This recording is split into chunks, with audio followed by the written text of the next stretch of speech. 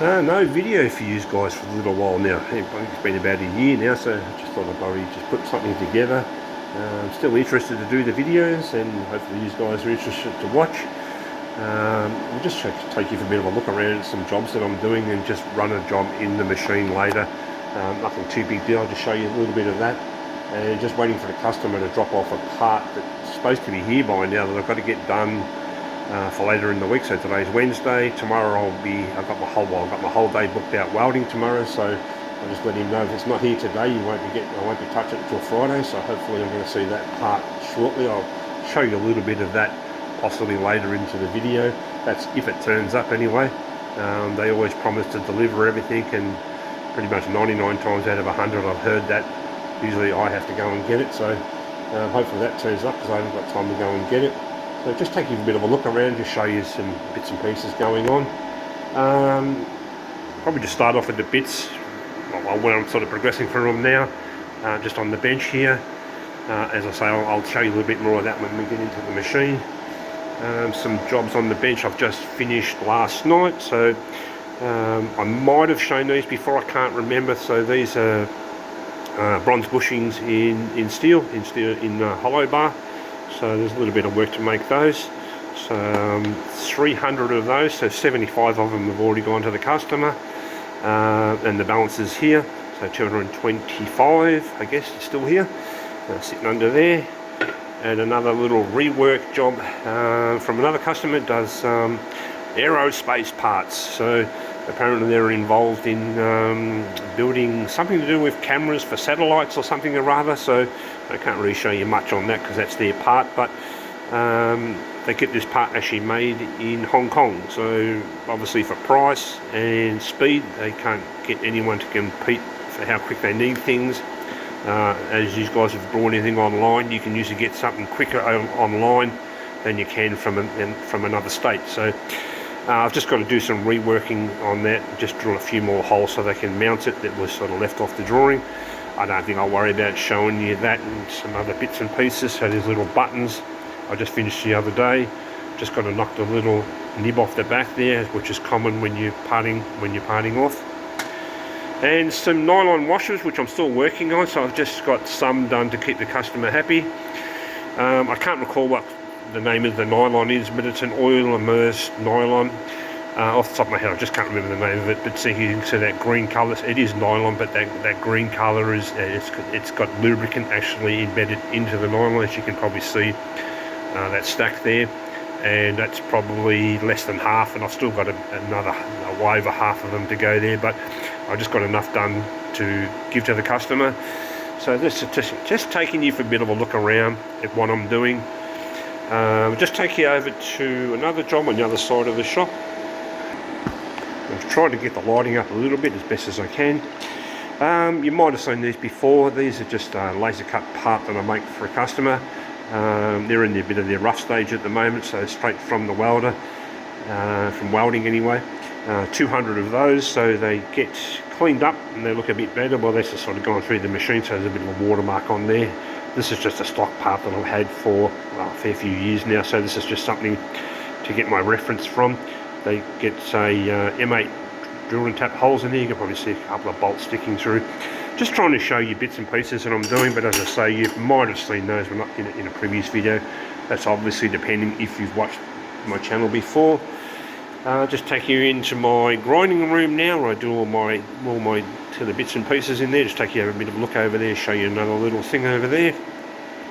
Nothing super exciting here. It's just the bronze. We've got a sack of bronze here, so that's the drillings from those doing those bushes. So I keep that I'll keep that for the recycler to take to the metal recycle. Eventually get my words right. So I'm guessing I'm looking at the quantity I've got there compared to what I've done in the past. So that's the drillings of it there, bronze drillings. So out of that 40 kilos, I'm guessing, I haven't weighed it yet, but just working on the volume that I do compared to how much I get per, obviously you get so much scrap from so much material, you obviously understand that.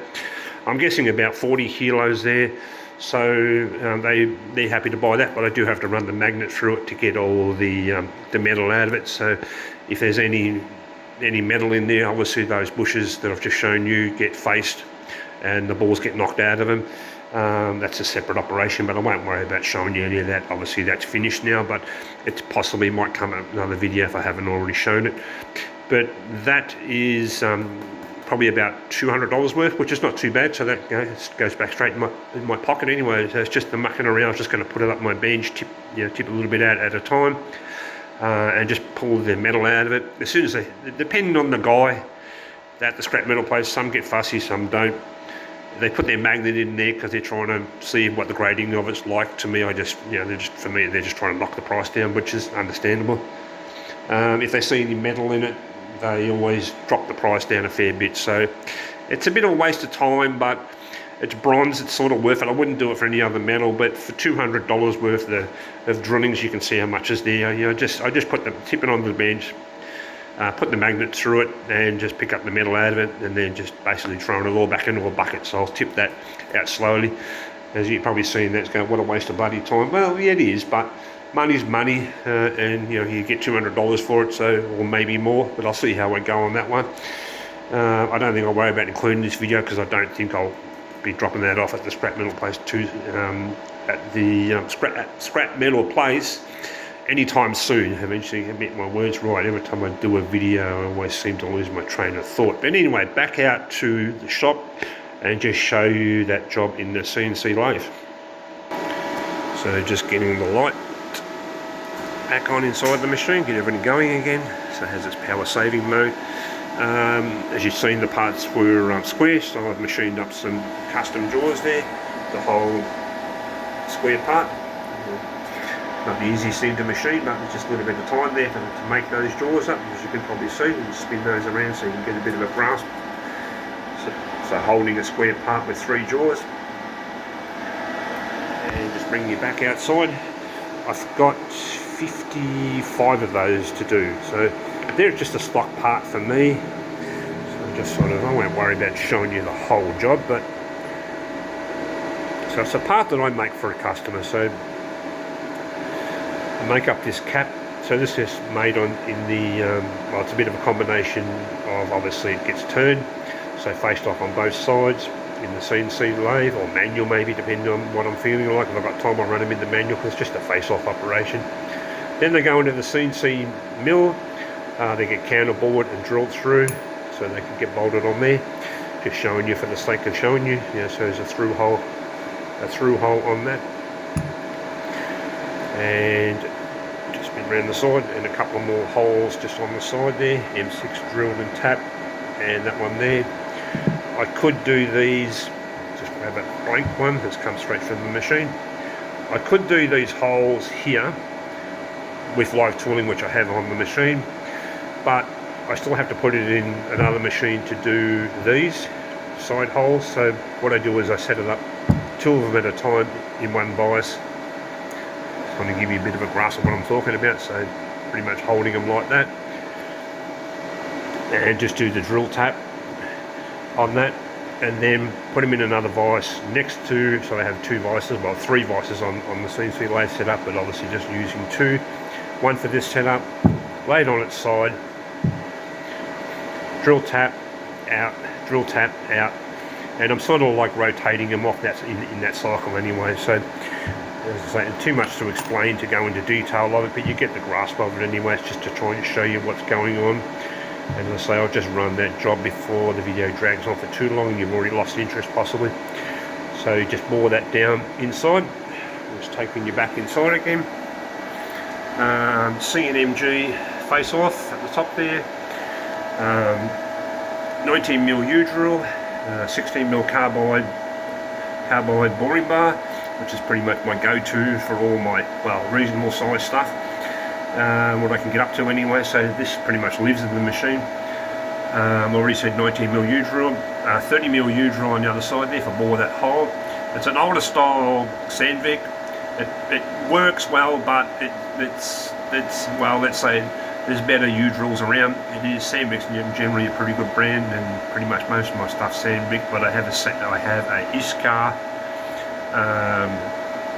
32mm, which ejects the chips better. So The feed rate I have to get in so far, but I'll show you a little bit of that as we get into it for those who might be interested to watch the program. Just run a little quick cycle, not in fast forward or anything like that, but just show you bits and pieces how we run it in the machine. So first up, obviously part in the machine, clamping that down, just holding in there so it doesn't push out. And just take you back outside and we'll get you going on it. For what you can see through the window, probably not a lot because of the coolant, just do a face off. Obviously that interrupted cut because of the square part trying to face off. And then we'll just do the 19mm boring bar. Just a quick look at the program anyway, nothing too particular, just to sort of throw it into the video just for the sake of it, and me trying to stay out of the reflection and taking you back inside. So boring bar, just knocking that hole in a little bit from one side. So just grab the part and show you what I mean. So boring that hole down to 16mm, and then coming back with a boring bar down to 15mm, so just so I don't plunge the boring bar into the bottom of the hole, and of course you can't see anything again. Now bringing you back inside, so this side's done, faced, bored and cleaned out with the boring bar. Just trying to do this one-handed. While I'm doing this one-handed and showing you this, I don't know, but anyway, just trying to include something in the video once again and get him going. Same again, face off the other side, and then come in with the 30mm U-drill. I could have done this earlier and standing here with the spindle running. Probably not the smartest idea. Sandvex has sort of gone away from this for a fair while now. I can't remember how long I've had this for, a long time anyway, this 30mm U-drill. They've got this triangular shape insert, and they're more of a like a dog bone type of insert now. DS20s I think they're called now, I can't remember what these are, but this is a very old style, so if you're familiar with Sandvex stuff, you might have seen these inserts. They still work well, but the newer style inserts, as with anything, tooling improves with time, so just thought I'd just show you that for the sake of it. And as usual, can't see anything, so just bring it back up on control, show you a little bit up there. Bring you in super close. Just running so far, start off with a feed rate, just plunging in, you can probably see there, Z-6, so just coming in with a slow feed rate, just getting the U-drill running through, just gives it a bit of a starting and then ramping up the feed rate, so that's where I'm running. Whether it's right or not, you agree with it, that's your choice, but that's where I run it anyway, on that style of U-drill. I seem to find that that's where it seems to be running in its sweet spot. As I say, more modern tooling like the DS20 runs it a lot faster. You can see a little bit more, that's probably slowed down that feed rate, you can probably see on the screen if you do remember what you were just looking at. So plenty of coolant, as you can see, which U-drills love, so there's plenty of coolant pouring out of there. And nice slow feed rate as we get into the bottom, because it's not exactly the best for ejecting chips. We're in there 76mm, so around 3 inches. And that's just spat out the slug from the 19mm U-drill out the other side. You probably heard it hit the door. And once again, can't see bugger all, but that's the 16mm carbide boring bar. And just bring you back inside for the sake of it, so that's where it finishes for me. While I was filming, well, in the middle of filming, those other parts showed up that I've got to do. I'll just show you those. I'll just show you the actual sample that I've got. And so there have been the parts that I was waiting on. The customer did turn up. Well, I did send someone here to deliver those, so I'll let this run in on the CNC lathe, and I'll be over on the manual mill doing this other job and just give you a quick look at that. I'll just get this part out and just give you a bit of a look while it's still a bit quiet. So back over on the bench one-handed again. 24 I think it is of these parts, so they straight off the laser cutter. They do their own laser cutting, and so this is the actual, I've already said that, the laser cut part, and this is the sample of something that I'd made before. So this is something, as you can say, I prepared earlier. So that's where it's got to get to. So I'm going to put a bevel on each side. It's a bit of stuffing around to do because it's sort of a little bit of a difficult part to hold. So I've got to hold it like that and machine 45 degrees on each side, and then I've got to cut 45 on these front edges here, and also right on the nose I've got to cut 45 degrees on here as well. So going from that, why I'm showing you this, just so you can understand it, so going for a totally square, well, edged part, so all those edges need to be knocked off with that little bit of a landing in the center on that angle. And also I've got to do the nose as well. What they're for, I have no idea. The customer just sends me a drawing and I just make what they need. So I've done these once before and they've sent these through to me again. They're not too bad, and I've finished those on the linisher, so they're not, you know, they're not straight from the machine. There is a bit of a, you know, obviously you get a bit of a burr on there, so it's a little bit of dicking around. So I'm going to run it like that, and I'm going to put it in another vise and hold it at that angle and then cut it. Then I'm going to turn it on the other hand and do that side. So it's a little bit of stuffing around. It's not worth making a fixture for it for the amount of time that I'm running it for, and 24 of them, it's not really worth it. If it was 100, yeah, maybe it'd be definitely worth writing a program and doing them in the CNC.